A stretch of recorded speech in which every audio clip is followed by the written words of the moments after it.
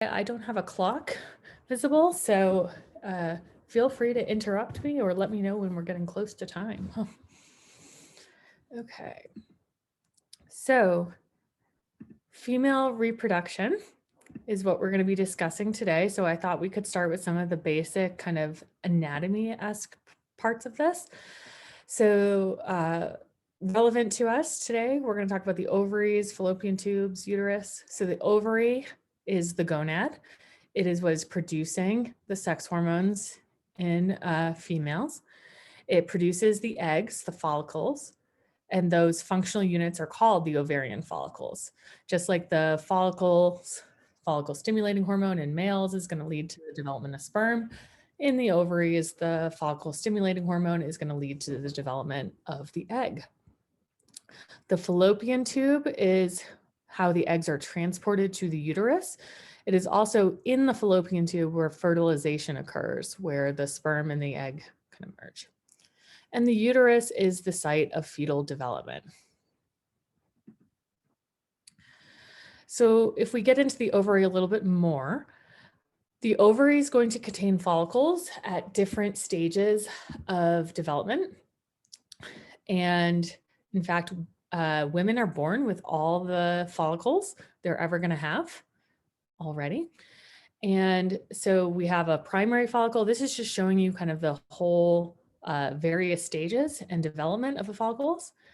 And the primary follicle is selected and it starts growing, becomes the primary oocyte. It is released to the fallopian tube. And then you can see kind of like the tissue surrounding where that oocyte was becomes this yellow squishy thing called the corpus luteum, which means yellow body in Latin. And it is literally yellow. So the corpus luteum is going to play an important role in this, in the menstrual cycle or estrous cycle. And it is going to release hormones as well. So here's our female HPG axis, HPG, hypothalamus, pituitary, gonad. So we have the hypothalamus releasing gonadotropin releasing hormone, just like in males. Then in the anterior pituitary, we're going to have that being stimulated by the GnRH to release luteinizing hormone and follicle stimulating hormone. Those will act at the level of the ovaries to release estrogens, progesterone, and inhibin. Now, what I want you to note here is the difference. In the male HPG axis, it was a pretty simple negative feedback system. Here, what we're seeing is the estrogen is going to feed back to the hypothalamus and the level of the anterior pituitary, but you'll note here there's a minus and a plus sign at both levels. And that's because at different times and in different conditions, it'll either negatively feedback or positively feedback. So estradiol is the main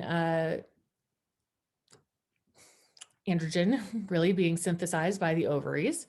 It's stimulated by follicle stimulating hormone, luteinizing hormone. Estradiol is going to act on the CNS, the central nervous system, to maintain sexual behavior, maintain libido. It also provides feedback regulation of gonadotropin releasing hormone, luteinizing hormone, and follicle stimulating hormone. But note, I said feedback regulation, not negative or positive, because it can do either depending on the scenario. It's going to play a role in the function of the female reproductive organs. It plays a critical role in the egg maturation, lactation, giving birth, metabolic functions like weight gain, bone mineral deposit, all those things. The other kind of main hormone we're going to be talking about is progesterone. Progesterone is synthesized mainly by that corpus luteum, the yellow body that I showed you, after the primary oocyte has been released into the fallopian tube. It is stimulated by luteinizing hormone, but it is primed by FSH, meaning if we don't have FSH there, the environment isn't right and it won't be synthesized. Progesterone is going to act on the CNS to increase sexual receptivity. There's feedback regulation with the rest of the tract. There's other effects with the reproductive tract, and it plays a huge role in pregnancy. Metabolic functions are going to be increasing the basal metabolic rate and thermogenic action. So when progesterone is high, body temperature, basal body temperature will actually be higher by almost a full degree at that time. It's also one of the reasons progesterone is fairly high during pregnancy, and a lot of pregnant women experience hot flashes and feeling like they're very warm all the time. Okay, so the ovary also is going to produce some other non-steroidal hormones. One of those is inhibin, which you've heard of already with the male reproductive cycle. So inhibin does very similar in the males and the females. It's going to be released by the ovary, and it'll do that negative feedback to the follicle stimulating hormone secretion. There's other hormones like prostaglandins and insulin-like growth factor that are produced. We're not really going to get into this, but I just wanted to let you know that the ovary is really releasing a whole host of different types of hormones and factors, not just estrogen and progesterone. So the prostaglandins are really important for ovulation. And the insulin-like growth factor, important for maturation of the oocytes and stimulating cell growth, inhibiting apoptosis. So reproductive cycles. This is a unique feature to the females compared to the males, and this is going to be a cyclical change in reproductive activity. So the HPG axis will show a cycle over time. There can be seasonal reproductive cycles. Some species have this, and it's really related to environmental changes. So it could be based on the photoperiod, the temperature out, food availability. But these are species you can think about that we think about having a mating season or a time of heat. The estrus cycle, which we call the menstrual cycle in primates, is a little bit different. It's not so related to the environmental changes. And another key feature of an estrus cycle is there's a visible sign of ovulation, which is believed to be a behavioral strategy to ensure that the female is mated at the time of ovulation. So here's some examples of different types of estrus or menstrual cycles in mammals. And what we can look at is, you don't have to worry about memorizing the types and things like this, but it's just showing you the difference here. So we can look at the length of the reproductive cycle. Is ovulation induced or spontaneous? Induced meaning it requires some additional stimulus. Spontaneous means it's just going to happen. And then pseudopregnancy, which is kind of the uterus being prepared for the blastocyst to implant, so the fertilized egg to implant. It's considered spontaneous if it always happens after ovulation. It's considered induced if it requires additional stimulation. So in great apes, primates, humans, the menstrual cycle is fairly long. Ovulation is spontaneous. It's going to happen every time. And pseudopregnancy is also spontaneous. In other examples here, we have dogs, cows, horses. Length is going to be long, spontaneous, spontaneous. A difference here between primates and these other mammals that are in this type 1 reproductive cycle is when copulation occurs. So in primates, we see copulation throughout the entire cycle. In the other mammals, we tend to see copulation limited to that right around the ovulation period of time. And then just as a comparison example here, we have things like type 3 here with rats, mice, hamsters. It's a very short period. So we're talking 3 to 5 days for the estrus cycle compared to humans, where the average menstrual cycle is about 28 days. Ovulation is still spontaneous, but pseudopregnancy is induced, meaning if they don't actually copulate, the uterus will not prepare. So when we think about the human menstrual cycle, we're going to be kind of counting days. So we're going to use day 0 to indicate the first day of menstruation. And usually ovarian activity in humans is on approximately a monthly interval. Menstru comes from Latin meaning monthly.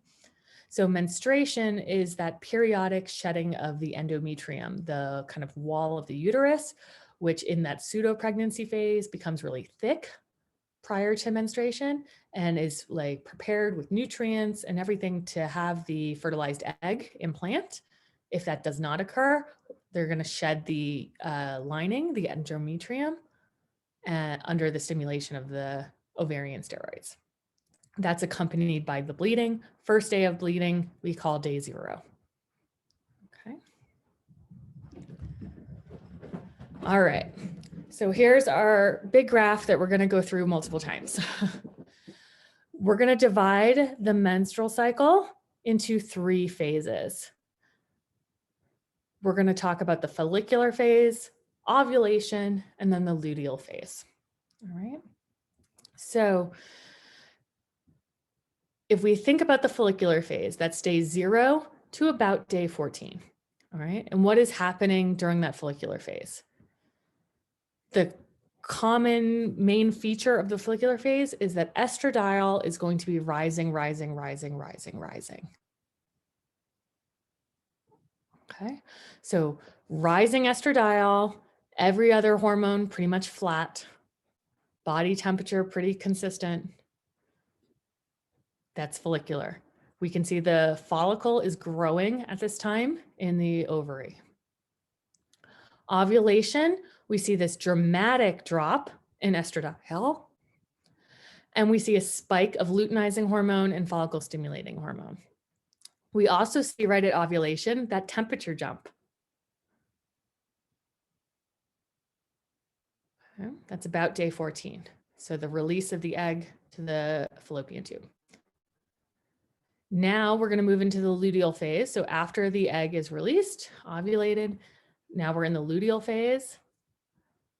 We have the corpus luteum present. It's going to be producing progesterone. So we see the luteal phase is characterized mainly by this rising progesterone level. LH, FSH back on the floor. Body temperature remains high because progesterone, again, thermogenic. At this point in time, we have the pseudo-pregnancy where the uterine wall, the endometrium, is becoming very vascularized, ready for nutrients, spongy, for the egg to implant. If the egg does not implant, then you're going to have the menses. So as the progesterone drops back down, menstruation will begin as the corpus luteum shrinks. Okay.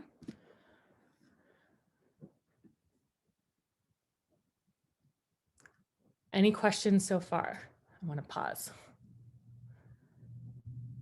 There's a lot of things happening all at once. I have a question about like cervical mucus. Sure. I know that it's during the like before ovulation, the cervical mucus is a lot more robust, maybe is the better word. But there's different like consistencies and textures for that. How is that how does it change throughout the menstrual cycle? Yeah, it's very much related to kind of the peaks of estradiol and progesterone and as they're going. And it's very similar to like the endometrium tissue. As that is changing, so is the cervical mucus as you get thicker. So when it's at its thickest will be right around ovulation, actually. So as we get the spike in LH and FSH, we're going to get thick mucus. Okay, thank you. Yeah.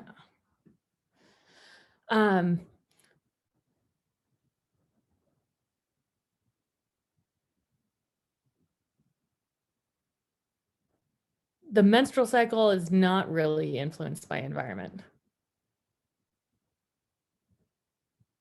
Can you elaborate on your point, Dr. Olson?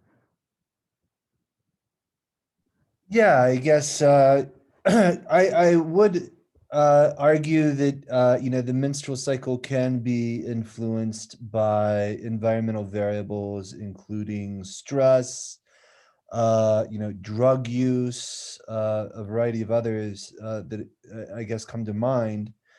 But historically, especially, but also in our current world, I think of there being very large cross-cultural differences in how society deals with or accepts the menstrual cycle, and deals with it in general. So I didn't know if, for example, you would see sort of identical trends in various regions of the world. And I guess your point is that you would, and the environmental effects have to be very extreme, like drug use, or Yeah. So that's more physiological changes from extreme stress or drug use, things like that. No. So yeah, it's environmental, but it's acting physiologically on the body in that case. fair enough. I would add that I all environmental or True. cultural. But when we talk about various reproductive cycles being impacted by the environment, what we're typically referring to there is ones that are more seasonal in nature or dependent on temperature, things of those nature. Why would some women have a cycle 2 to 3 times a month? If the pattern of the cyclical nature of the gonadotropin releasing hormone and the luteinizing hormone, follicle stimulating hormone, is off, so to say. So most women have, on average, the average menstrual cycle is about 28 days, but that's average. And we see things on either end of the spectrum, like plus or minus 7 full days, I would say. So there's definitely a chance that it could be completely fine. There's also a chance that if someone is having, is menstruating 3 times a month, I would usually recommend that that person go see a gynecologist to determine if there's anything going on hormonally that might be contributing to that. So in the quiz, it said that at ovulation, LH, FSH, and estrogen peak. That is true. We see the peak of estradiol, we see the peak of luteinizing hormone, we see the peak of follicle stimulating hormone. Was there an answer that said differently that people got thrown off by? When I was reading the book, I didn't see anything about estradiol. I just saw the LH and FSH, so maybe I just missed it. Well, so estrogen drops right at ovulation, so it's gonna crash basically as soon as the egg is released. But at ovulation, we consider estradiol at its peak. But as we think about that one, I'll have Dr. Olson go in and look at that quiz and see if, just give credit to everybody on that one. If you said a luteinizing hormone and follicle stimulating hormone. Yeah, I'll take care of that. Don't worry about it. We'll make Okay. sure you get your credit. All right. You. Okay. So let's think about the ovarian events during that menstrual cycle. Our follicular phase starts at day 0. So when bleeding begins, we consider that. What's going on in that first week period of time is multiple follicles actually start developing in the ovary. A dominant follicle is selected. How? We're not entirely sure, but it seems to be the one that is most responsive to the increasing estradiol as it's happening. We're not entirely sure what the process is there, but there can only be one. There can only be one Highlander. There can only be one dominant follicle. The dominant follicle matures during that next week period. Ovulation will occur. And now the corpus luteum is functioning. So the remaining tissue that was supporting the growth of that follicle is going to happen. So the corpus luteum is functioning, producing the progesterone, but basically it just runs out. And as it degenerates, the progesterone will also drop, and then we will shed the uterine lining again. Okay, so now let's get a little more complicated and think about when is it positive feedback, when is it negative. So in that follicular phase, so 0 to approximately day 14, FSH levels are going to be elevated. So we have lots of the hypothalamus is releasing gonadotropin releasing hormone. Pituitary is going to be releasing that FSH. The FSH is stimulating the follicle development. It's also stimulating production of the estrogens and inhibin. Estrogen and inhibin at this point are going to feed back, negative feedback, to inhibit FSH. So we're going to get FSH levels decreasing now. The follicle that is the most sensitive to FSH is going to be selected and be the one to start to mature. And then that's going to be accompanied by that rapid increase in estradiol. Estradiol is going to trigger that luteinizing hormone surge in a positive feedback manner. So things are crazy during this point. I can tell you the questions will be more broadly about what is happening in the broad cycle. Okay. So follicular phase, FSH is acting, estradiol is acting in a negative feedback manner on FSH, but then in a positive feedback manner to luteinizing hormone. Ovulation is the rupture of that follicular wall and the release of the egg into the fallopian tube. This is an actual rupture, and that's the reason we wrote the word rupture here. It's triggered by that surge that we see in luteinizing hormone. Other hormones involved in this process are prostaglandins, histamine, because it's really a tear of bodily tissue at this point in time. Some women can actually feel ovulation. Not all can, but some that are very sensitive to internal kind of somatosensory can feel the egg rupture through the wall. Yeah. And that's accompanied by all the histamine and things that we would go through for any sort of injury or swelling in tissue and things. Okay. Ovulation is metal. It's intense. All right. So here we have, this is the ovary, and this is showing you kind of the size of that corpus luteum. It basically takes over the entire ovary for that period of time during the luteal phase. Okay. Luteal phase comes from corpus luteum. So the corpus luteum is formed after ovulation by that kind of support tissue, and it's going to start producing progesterone. Together with estrogen, progesterone and estrogen together are going to feed back negatively to suppress FSH and LH and prevent any new follicular development. Because during this time, keep in mind, so the egg has been released, but we don't know yet if it's been fertilized and is going to implant. So you don't want your body producing more eggs at this time and producing more follicles, because you might already have a embryo that you need to devote all your nutrients to. If pregnancy does occur, if the egg is fertilized and implants into the uterine wall, now we're going to have another hormone start to be produced, human chorionic gonadotropin, or HCG. HCG will stimulate progesterone production and maintain the corpus luteum. So keep it going.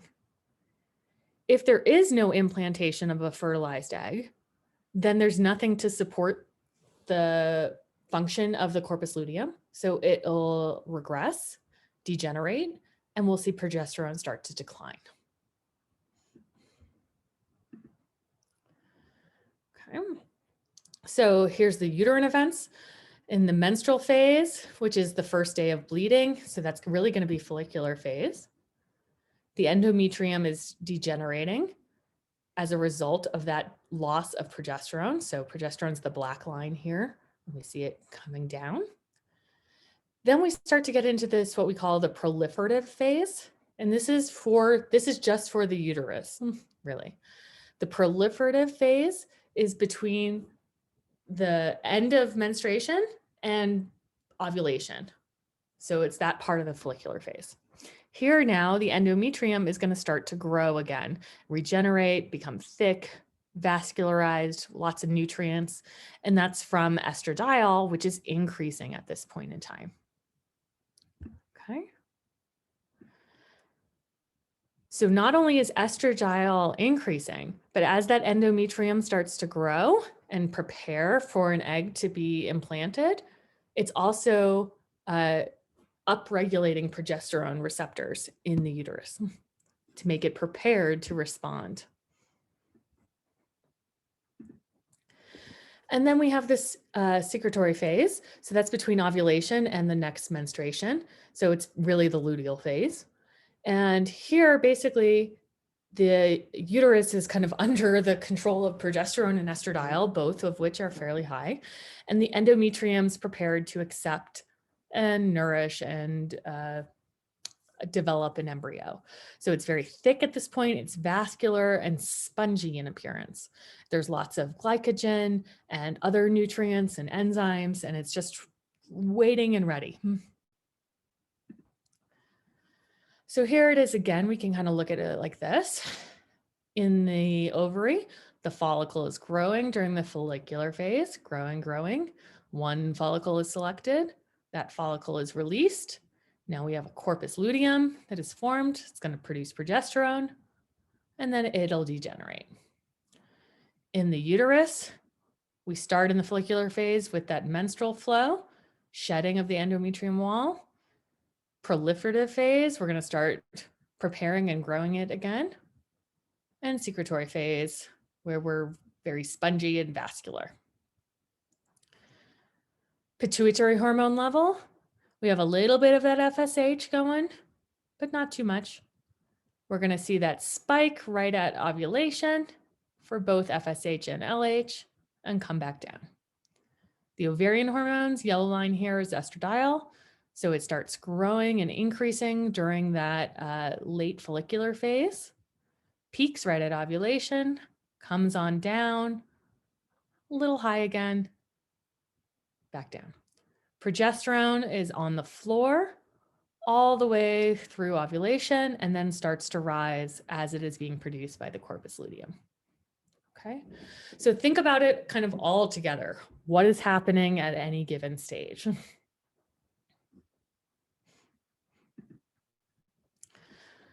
So menopause is the cessation of ovarian activity. So I know you talked about with male reproductive behavior, andropause, which is this decline in testosterone that we see sometimes as men age. It doesn't happen to all men. And I believe you talked about that there could be 3 possible reasons for seeing that decline in testosterone. In females, in the menopause, it's actually failure of the ovary. It is the ovary, and it does happen for all. So in the postmenopausal years, the ovaries are depleted of follicles. There's no more follicles. Again, women are born with all the follicles they're ever going to have. So once there's no more follicles, there's kind of nothing for the ovaries to be doing in this case. So it's going to stop secreting estradiol. This is always, always, always due to, I don't like the negative word of this failure, but it's the failure of the ovary, not the pituitary. This isn't an aging brain situation. It's an aging gonad situation. Okay. A reminder, the adrenals do produce androgens as well. And so there is a weaker estrogen that is produced by adipose tissue and also in the adrenals. But the symptoms of menopause are pretty much all due to the withdrawal of estradiol. All right. So here's our HPG axis again. Hypothalamus releases gonadotropin releasing hormone, stimulate the release of FSH, LH. Both are acting at the level of the ovaries. It's going to lead to ovulation. We have inhibit, negative feedback to the level of the pituitary. We have the estrogen, which can act at the level of the pituitary or the hypothalamus. All right. So let's kind of think this through a little bit. What happens if fertilization occurs? What's going to happen which hormones are going to be high? Progesterone is going to be high. Yeah. That's the only one I know. Good. Because it makes sense that it has to like maintain the temperature for the embryo to grow, I guess. Yep. So if fertilization occurs, we're going to keep that corpus luteum in the ovary alive longer, essentially, and it's going to keep producing that progesterone to maintain the pregnancy. So sometimes when women experience a lot of miscarriages, especially if it's early miscarriages, like in the first few weeks of pregnancy, something a doctor will do is put the woman on progesterone to help maintain the pregnancy and keep it going. After about 5 weeks, the embryo can start producing progesterone as well. And so we no longer need the corpus luteum at that point. The high progesterone is going to inhibit negatively feedback to LH and FSH. So we won't have a menstrual cycle if fertilization occurs for the entire pregnancy, because we're going to keep that LH and FSH on the floor. What happens if fertilization does not occur? What's going to happen? What do you think?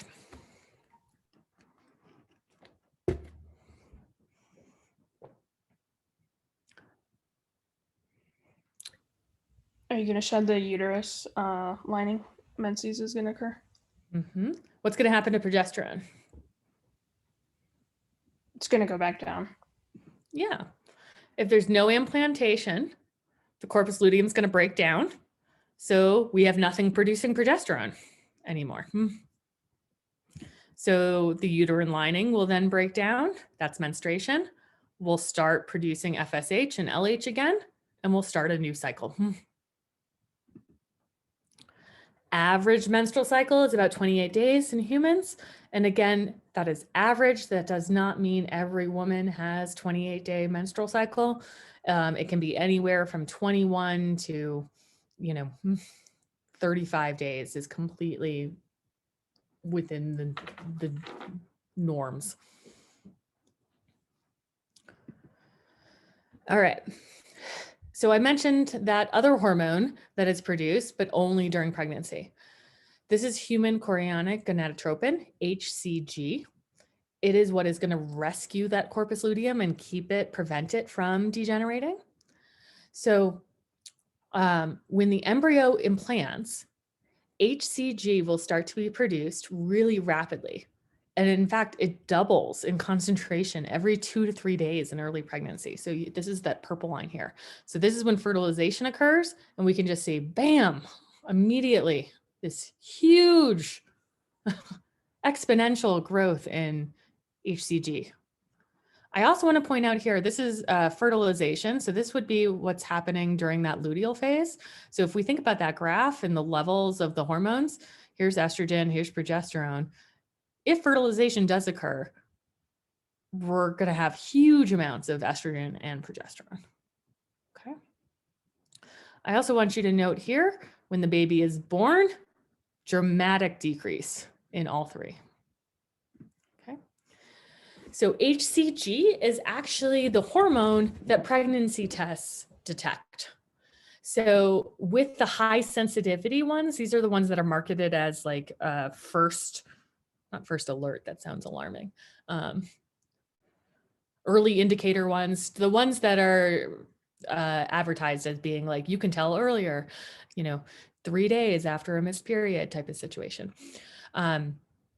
These are the ones they have the highest sensitivity for detecting that HCG, and that's what they're testing. That's the only thing that is in these pregnancy tests that in the P that they're testing.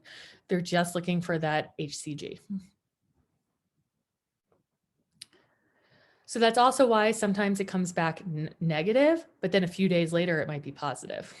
It's not that fertilization just occurred in that few day period. It's that maybe the levels weren't quite there to be detectable yet. Okay. So usually I get a lot of questions about birth control now and about how is that interacting with the cycle. So I want to think about what's going on in the follicular phase. So we'll start with women that are not on birth control. It's what we've already talked about, estrogen, progesterone, pretty low. Hypothalamus is detecting low levels. So it's going to release gonadotropin releasing hormone. Pituitary is going to release FSH, LH. We're going to get a mature follicle. And then we're going to see things occurring. Women who are on birth control, the hypothalamus can still send signals to the pituitary to make FSH and LH. But what is in the birth control pills is progestin, which is a progesterone, synthetic progesterone, and estrogens, but small enough levels that are detectable so that the gonadotropin releasing hormone will not be released. So basically, we're preventing the release of FSH and LH by having very low levels, constant levels of progesterone and estrogen. So the endometrium will still build and is still released normally. The last week of pills in a birth control pill packet are typically sugar pills.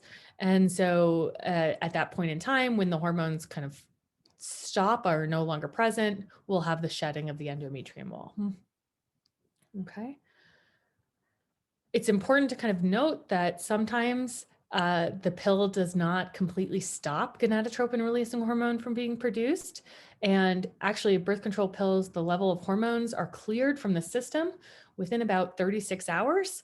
So that's why it's really important to take it at the same time every day. Or if you miss one, take it as soon as you remember, if you want to maintain that suppression of gonadotropin releasing hormone and maintain the suppression of FSH and LH. So basically, we have what normally is occurring. We have the high levels of estrogen. We're going to get a positive feedback surge, release LH, cause the ovulation. With the birth control pill, that constant kind of low levels of estrogen, we're preventing the big peak in estrogen. So we're not going to get that positive feedback where we're not going to get a peak of LH. So an egg does not mature, ovulation does not occur, we will not have an egg produced. So birth control pills, they are acting in multiple fashions, actually. They're preventing ovulation by preventing that positive feedback surge in LH. They also thicken the cervical mucus to the point that sperm cannot get through. And they thin the endometrial lining as well. Now, with typical use, about 8 in 100 women become pregnant within 1 year of using that. And that's typical use, meaning not necessarily at the same time every day, taking the pill, missing it here or there. If it's used perfectly, it's a 1 in 100 become pregnant within the first year. So sometimes people tell me like, oh, I thought birth control pills were, basically 99.9% effective. That's in theory. That's if used perfectly, but they're not. So that's why they're usually considered to be between 90, 92% effective.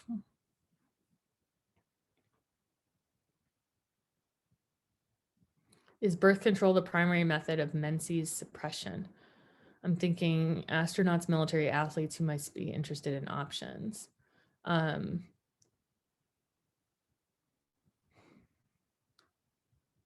I mean, you could remove.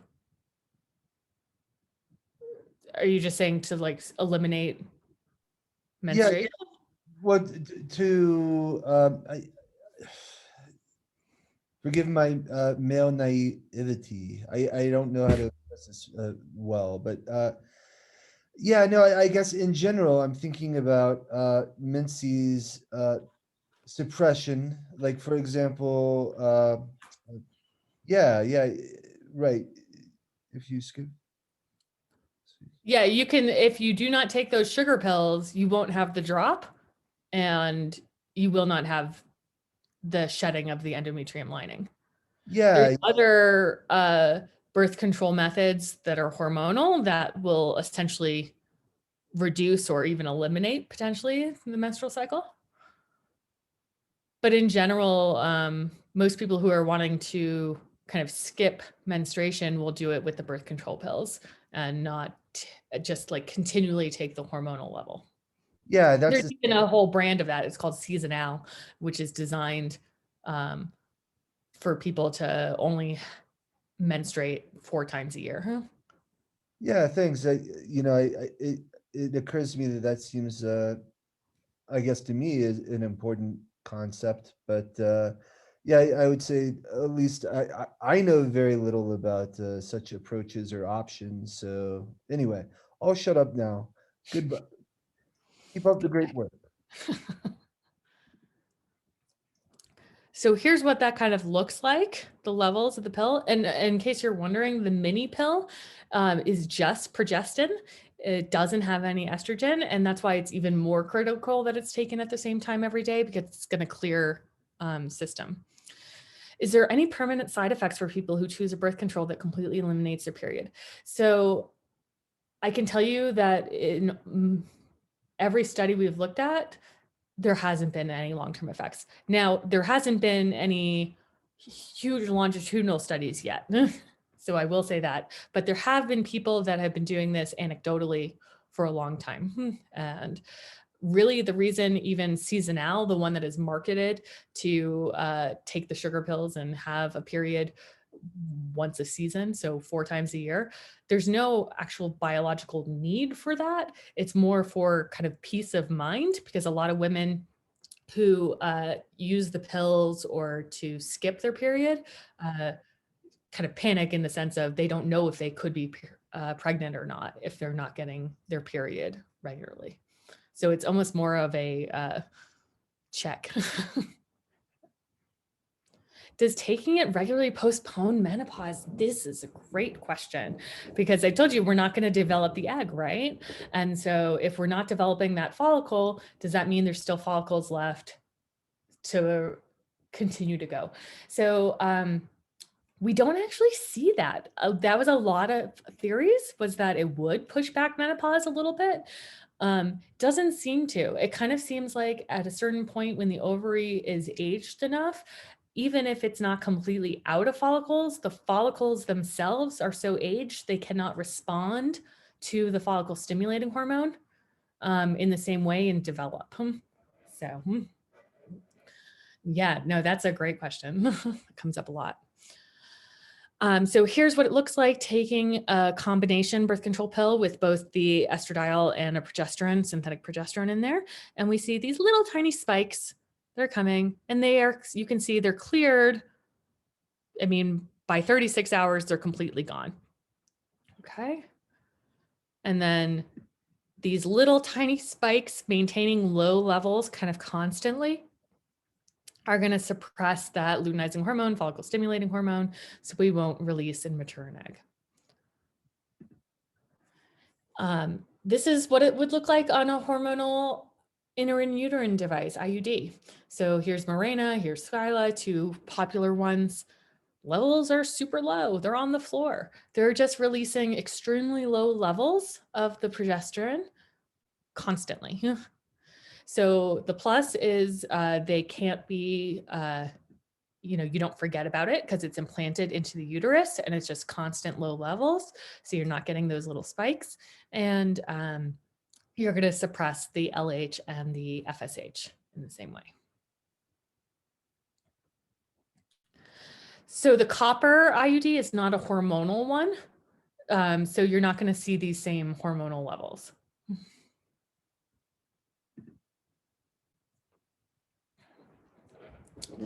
All right. Do birth control pills alter behavior? This is a question I get a lot. So the scientific literature would tell you no. However, saying that there's no conclusive link between hormonal birth control and mood changes. However, there have been some studies that are starting to report maybe things are a little more complicated than we thought. So there was a study in psychoneuroendocrinology that showed women who had previously reported, and this was the phrasing they basically used in the study, feeling weird on the pill. They were on a randomized double-blind study, meaning the people in the study, the women in the study, and the doctors did not know if they were getting the birth control pill with hormones or if they were taking a sugar pill, essentially. And the women that had previously reported, hey, I feel weird when I'm on the pill, they did have worse mood symptoms. They had more fatigue and more mood swings on the birth control pills than on placebo. Yeah, the birth control company just paid me $1 million to say, well, actually, yeah. So I can tell you there's a long, dangerous medical history of ignoring women and their ability to say when things are wrong or not right with their body. So my official opinion is I think it could definitely have an influence on mood. It's not in everyone, but people who try a birth control pill and feel off or not like themselves or don't like it should be believed and try something else. Absolutely. All right. So if we start thinking now about mating behavior and reproductive behavior. So we kind of got the cycle down, took us a lot longer to get through just that HPG cycle than in the males. Now let's start talking about mating behavior. So rodents are typically studied for this because it's easier in the rodents. Rodents are going to have an estrus cycle. So it lasts about 4 to 5 days. Rodents are also going to display lordosis. That is the stereotypical position. It's a curvature of the spine that females in estrus, meaning right around ovulation, will assume that position.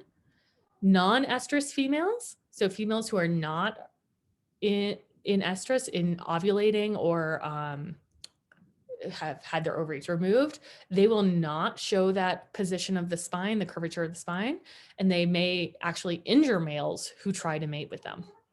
So in an estrus cycle compared to a menstrual cycle, mating behavior is very tightly coupled to ovulation. You're only going to see this behavior right around ovulation.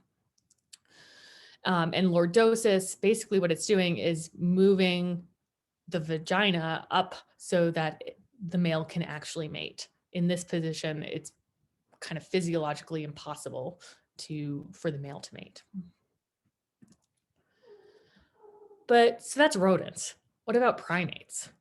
So again, some species have that very stereotyped sexual behavior. Others show a lot more variation. Primates are one of those species that show a lot more variation. Sexual activity not limited to ovulation. So the current thinking is sexual motivation in relation to fertility is tightly coupled to hormones in some species, but not in primates. There, the sexual motivation for social reasons is kind of uncoupled from the hormones in the higher order primates. So basically, primates, it's more complicated. So now we're going to talk about the components of female sexual behavior. So let's see, who can recall the 2 components of male sexual behavior? Ooh. Not you. Wasn't it appetitive and like consumatory? Good, yeah, absolutely. You can also call them different things. They had different names, but those are the pretty much standard ones, the appetitive and consumatory phases. Female sexual behavior, we're going to talk about it in 3 different parts: attractivity, proceptivity, and receptivity, all the ivities. Okay, so attractivity is a hypothetical construct. This is what we're going to refer to as the stimulus value of a female for a given male. We infer this by observing the male's behavior. Is the male attracted to this female? Proceptivity is now we're not in a hypothetical construct. We can measure this a little more directly. Proceptivity is the extent to which a female will initiate copulation. Proceptive, doing it herself. Receptivity is how responsive the female is to the sexual initiation of another individual. Okay. So this shouldn't be surprising. Hormones are going to mediate these things. So this is a study in rhesus monkeys, and we were looking at estrogen on the effects of proceptivity, attractivity, and receptivity. So here, the female rhesus monkeys were taught to press a bar 250 times to receive access to a male for 1 hour. So the reinforcer was access to the male. So we can look at how much they kind of want access to the male, right? We can also, that's proceptivity. How much are they initiating sexual activity? Are they pressing the bar to see the male? Attractivity is going to be measured as the male mounting rate. Does the male mount that female? And then receptivity is the number of ejaculations for the male.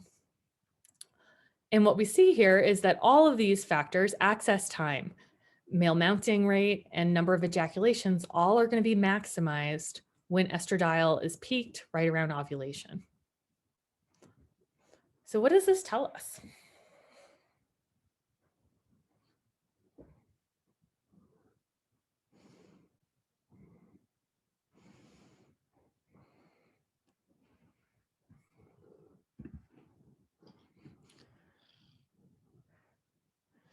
Estradiol is high pretty much from mid first trimester on.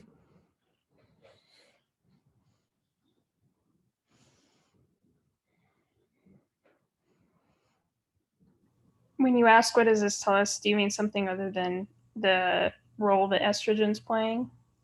Well, just elaborate. What do you mean? So what role is estrogen playing? Well, I mean, it's, I guess, enhancing sexual behavior overall, Mm-hmm. increasing likelihood overall.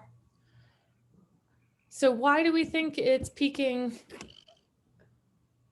at ovulation? I mean, obviously it's because estradiol is peaking in this case, but why should all these reproductive traits be maximized right around ovulation? Because it maximizes fitness, is that? Yeah, maximizes the chance of fertilizing an egg. Absolutely. So it kind of is a way of ensuring mating right around ovulation. If the female is more interested in sex and the male finds the female more attractive, you're definitely going to have an increased likelihood of conceiving at that time. So think about it from kind of a natural selection point of view. Okay. So I showed you a rhesus monkey study there. Why does what increase after pregnancy? In my previous question, I asked if estradiol, peaks during the second trimester or later in pregnancy. It's pretty much growing the whole time in pregnancy. Yeah. So what? Why? I guess is theoretically, it makes perfect sense that estradiol would peak before ovulation, to increase the chance of conception. But why does it peak and continue to increase after conception? To maintain the pregnancy. Oh. It's not always about sex. Appetitive mode. Okay. All right, so here I'm showing you a graph from a study looking at exotic dancers that were either normally cycling or birth control pill users. And this is the dollars that they earned per shift in the different phases. So go ahead, type into the chat. What is happening in this graph? What are we seeing? How would you describe what is happening in this graph to someone?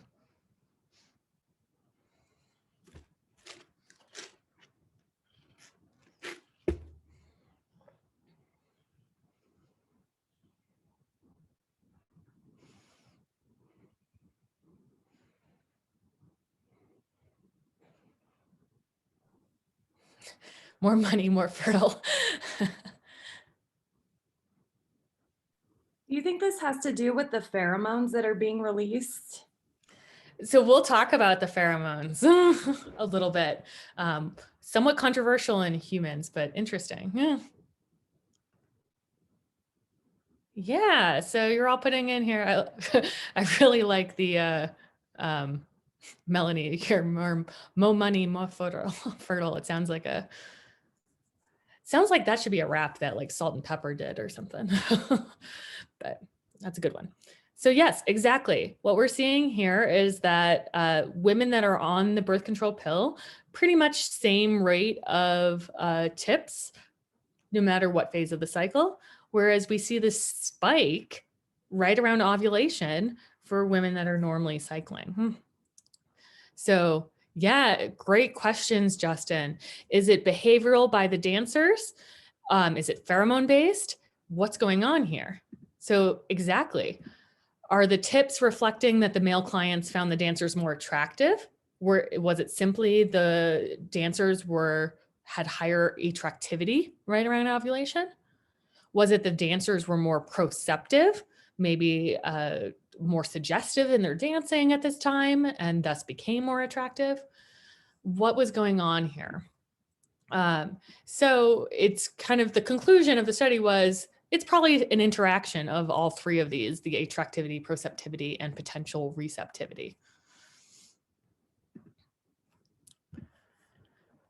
So another interesting kind of behavioral phenomenon here is that when progesterone levels are high, women have a preference for less masculine, more affiliative individuals.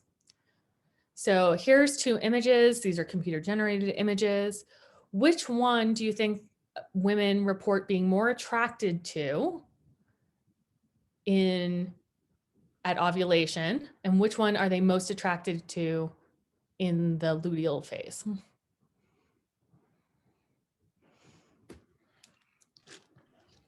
Ovulation would be A, luteal being B. What do we think? Do we all agree with? Was that Tasha? Yeah. Yeah, you got it.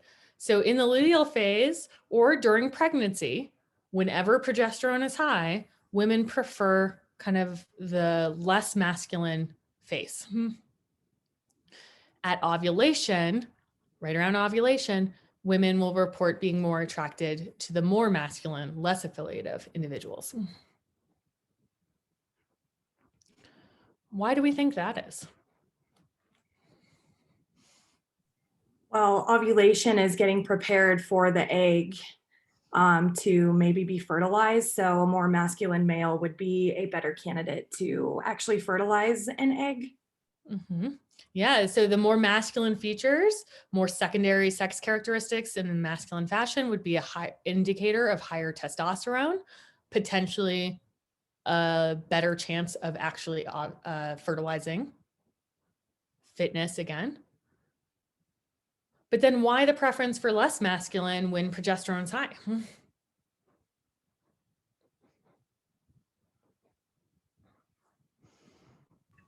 I think the motive here would be different, right? For the woman, in that she's not looking to maximize her fitness, really, that, at a subconscious level, maybe, but. Well, I think it is still related to fitness, but in this case, it's the survival of the embryo, the baby herself, that the less masculine, indicating less testosterone potentially, might indicate better caregiver, more likely to take care of the baby and not murder the woman or the baby in a violent rage. If we're thinking kind of evolutionarily. So do you think women on birth control pills show this preference?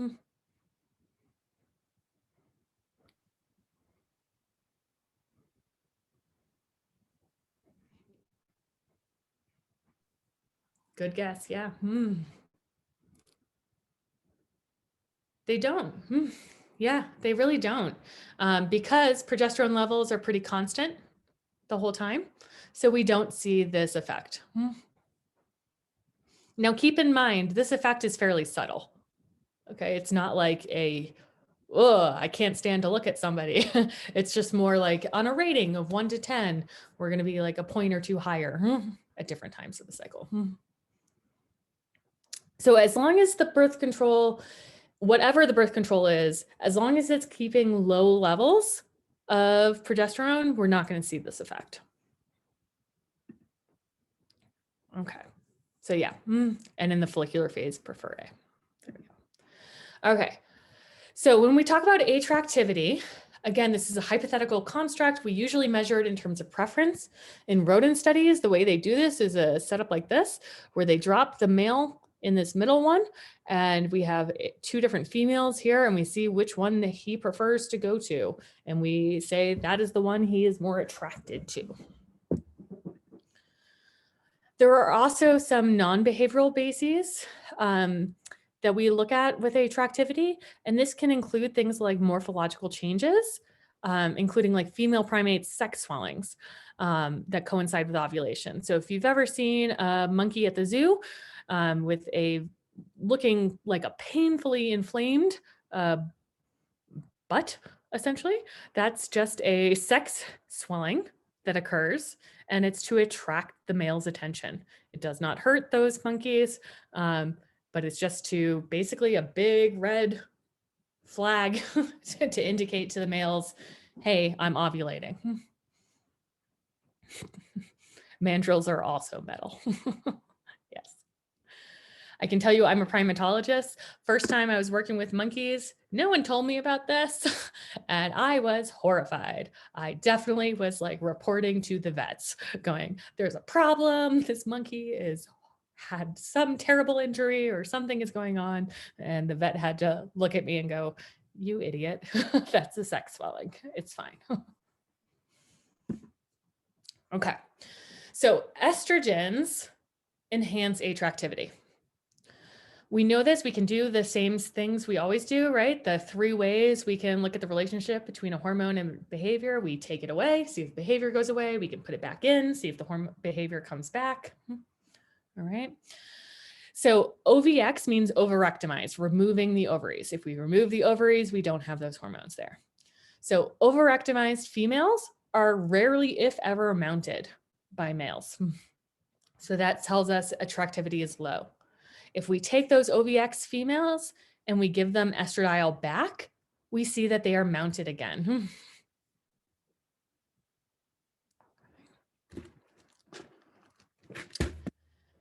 I see in the chat we're discussing our favorite primates. Still got to go with my all-time favorites, the rhesus. They're so smart. Rhesus macaques. Okay. Proceptivity is basically those appetitive activities that the females are showing, the sexually solicitous behaviors. When we do the primate studies and we look at social interactions, basically 80% of all proximate social interactions, meaning that they're close in physical space or touching each other in some way, are actually initiated by the females prior to mating. So even when we're in a male dominant primate troop, the females are really the ones that are initiating all the sexual behavior. Estradiol is going to enhance proceptivity, enhance how much of that social interaction is being initiated, even in the absence of male interest. So we're looking at behaviors like approaching the male, contacting the male, touching them in some way, grooming the male, and presenting to the male. So presenting is basically turning around and presenting the butt. So what species for this study? This was a rhesus study as well. So here green is the overrectomized, but we've put the estradiol back in. And you can see the females are showing a lot of proceptivity. They're approaching the males, they're contacting, grooming, and presenting to the males. The overrectomized without the hormone back are not interested in the males. Not interested. Okay. And now receptivity. This is the consumatory phase of mating behavior. Okay, so we can think of proceptivity as kind of that appetitive. Receptivity is the consumatory. It's indicated by species-specific mating postures. So in rodents, when they show lordosis, we consider that receptivity. It's a little harder to measure in the primates. But estrogen stimulation is going to be really important for this receptivity. Overrectomized females don't display mating postures. Also interesting to note, engaging in sexual activity and cuddling increases testosterone in women. And that's thought to actually feed back and increase receptivity. So the idea here is more sex is going to lead to more sex, because that increase in testosterone spike is going to be a positive feedback for more estrogen stimulation and have more receptivity. Now here's what I think Dr. Olson was alluding to earlier, some social factors here. So that endocrine control of receptivity, so being tightly controlled by the amount of estrogen that's there, depends on the social setting. So again, this is rhesus monkeys, and this is either in a pair test setting, they're in a small area and there's only one female, one male, or a group test setting, it's a very large open area and there's lots of males and females in the environment. So more naturalistic. And what you see there is it's tightly controlled to the estrogen. When the estrogen is peaking, right at ovulation, is when we see the receptivity, we see the females allowing the males to ejaculate. In the pair test scenario, it's not as tightly coupled to the estrogen peak. It doesn't matter as much in this scenario. So there is this social influence.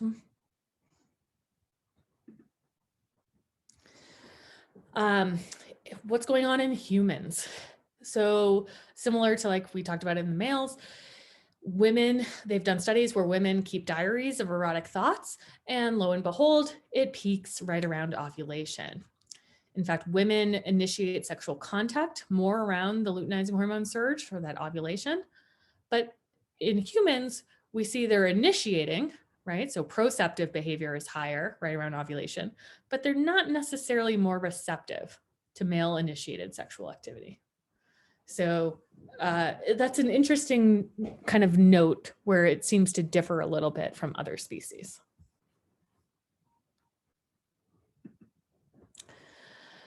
And I wanted to just briefly mention a little bit about testosterone here. So testosterone is reduced in women in monogamous relationships compared to women involved with multiple partners at one time. So again, there seems to be a little bit of that Coolidge effect where we see testosterone being affected maybe by dopamine and that novelty situation.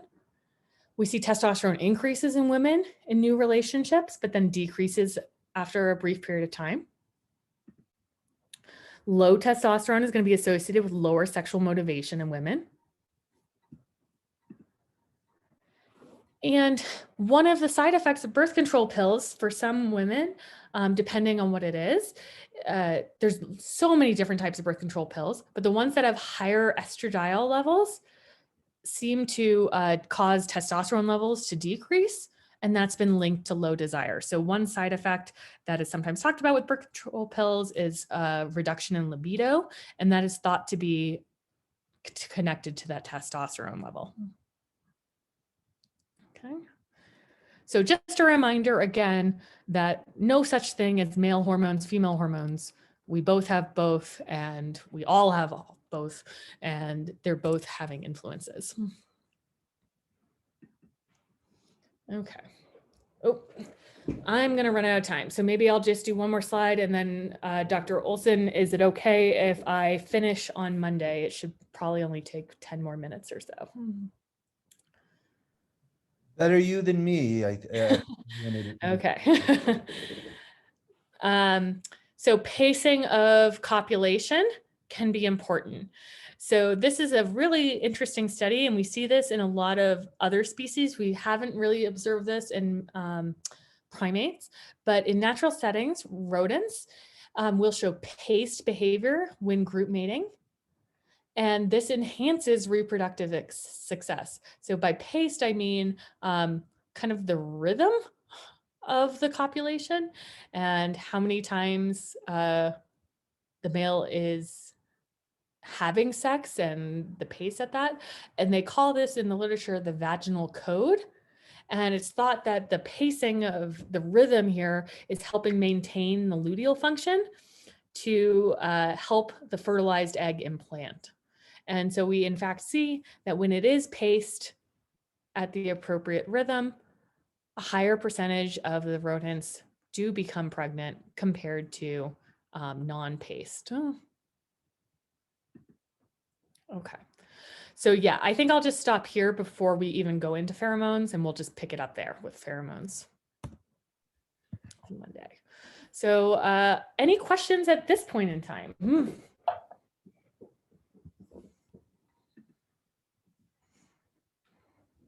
I was wondering if we could go over a couple of the questions from the sheet. I Yeah. missed out on, hold on, let me check. Number 8, 10, and 11. I just wasn't too sure about. Can you tell me the question? I don't have it in front of me. Yeah, just a sec. Hold on. Let me just organize my desktop here. So number 8 says, when do prostaglandins, how do you say it? Prostaglandins? Prostaglandins get released during the menstrual cycle, and why? Sure. Prostaglandins are those other non steroidal hormones that are released by the ovaries. So they're going to be released right at ovulation. It's that part of the egg rupturing through the ovarian wall.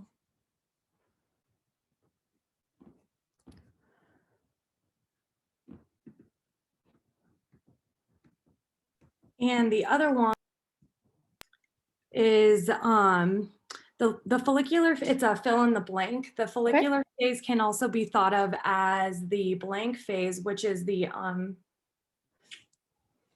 yeah. Okay. No, I think no that's follicular phase. probably referring to like probably the uterine events. So like the proliferative phase versus the secretory phase for luteal.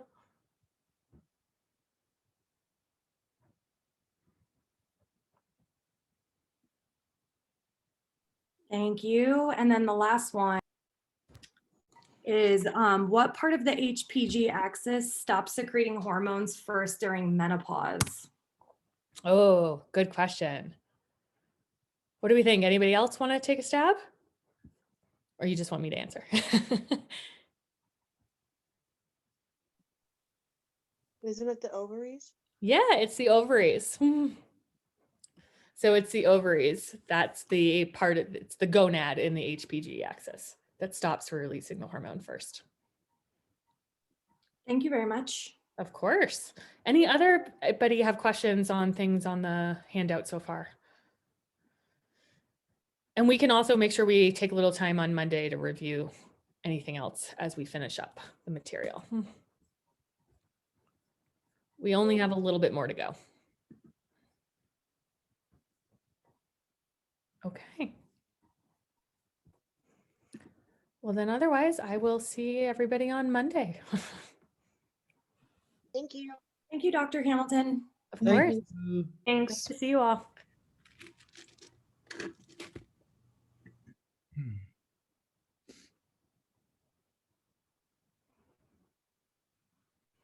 Stop recording.